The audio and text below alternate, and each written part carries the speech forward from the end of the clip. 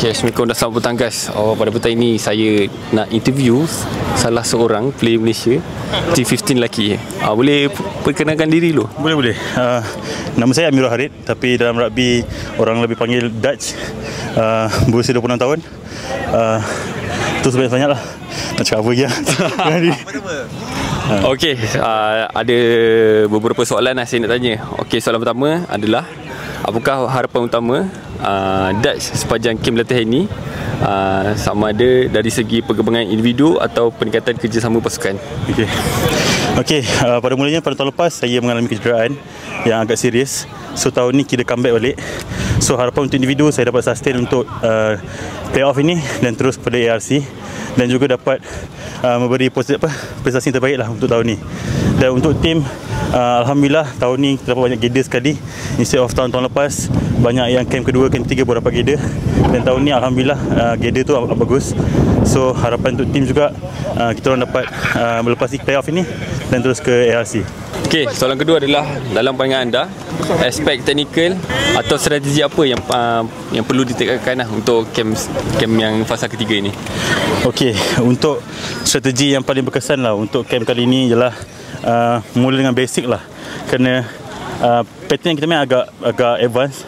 So daripada segi basic kita kena sharpkan lagi supaya dapat follow kepada tactical yang nak dimain lah. Okey, ni soalan lain bang. Okey, ada pesan yang ringkas tak untuk mewakili semangat rugby kebangsaan 15 Malaysia yang anda kongsikan kepada pihak media atau penyokong? Okey, untuk harapan letak kepada penyokong, teruskan menyokong Bunga Raya kerana dari segi pemain agak berkembang semasa ke semasa, dan rugilah kalau hilang semangat daripada penyokong untuk Bunga Raya 15. Itu saja. Okey, sekarang saya nak interview. Ni adalah yang sebelah saya ni pengarah Perubatan Rugby Malaysia. Kalau korang nak tahu, ni bekas ketua Sains Sukan Selangor FC guys. So kita nak interview, jom. So soalan pertama adalah apakah harapan utama sepanjang kem latihan fasa 3 ini, sama ada dari segi perkembangan individu atau peningkatan kerjasama pasukan?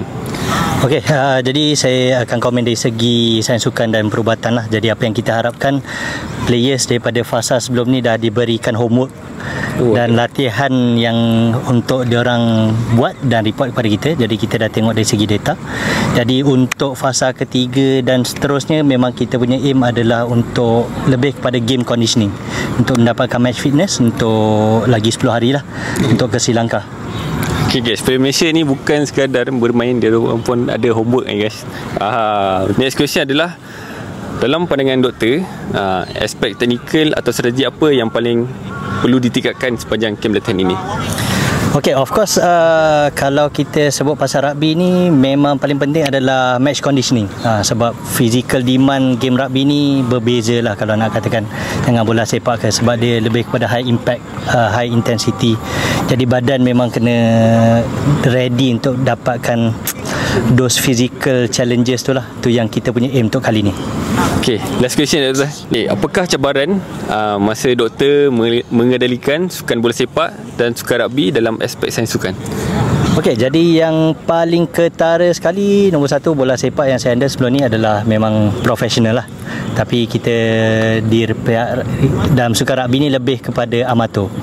Jadi of course dari segi kekangan peralatan, dari segi teknologi tu memang kurang, tapi kita make best use apa yang kita boleh dari segi evidence sains sukan. Jadi kita still follow prinsipal yang sama, prinsipal latihan yang sama, dan basically untuk kekalkan dari segi kecergasan dan fitness dan persediaan tu tetap samalah. Cuma dari segi pemantauan tu mungkin tak secanggih bola sepak. Jadi itu cabaran dia lah. Untuk sekarang saya nak interview salah seorang player Malaysia kita. Okay, can you introduce yourself?